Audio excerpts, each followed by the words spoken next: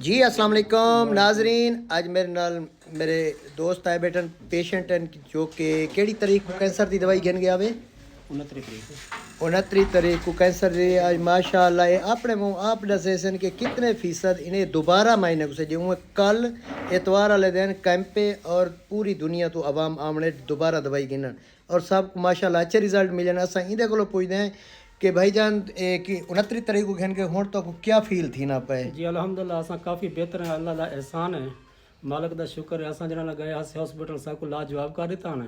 الحمدللہ، جڑن دی اساں دوائی کھاندے پے ہیں اساں بالکل ٹھیک ہیں۔ تو پہلے دی نسبت جڑا نا تقریباً سمجھ گئے کہ روپیے دے وچوں 4 نے دا فرق رہ گیا، باقی 12 نے جڑا نا ختم تھی گئے الحمدللہ۔ اور کتنا عرصہ تھا دوائی کھانے؟ تقریباً 29 تاریخ کو اساں دوائی گن گیا سے، آج جڑا نا 11 تاریخ تھی گئی ہے، تو انشاءاللہ مزید 12-13 دن تھا دوائی جی کھانے تو مزید 15 دوارا کھاسو انشاءاللہ بالکل کلیئر تھی ویسوں وال جڑا نا سمجھ کے الٹرا ساؤنڈ کرویسوں وال انشاءاللہ جڑا نا سارا کچھ جڑا سامنے آوے سے۔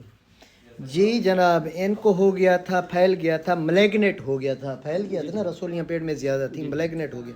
کھانا پینا اس کا بہت کم ہو گیا تھا آج ماشاءاللہ، لیکن حالانکہ ان میں پرہیز رکھی ہوئی ہے، نمک گوشت وغیرہ وغیرہ، دودھ دہی، تو بغیر نمک کے پھر ویسے بھی بندہ صحت مند کو بھی دل نہیں کرتا کھانے کو، تو الحمدللہ یہ بغیر نمک کے بھی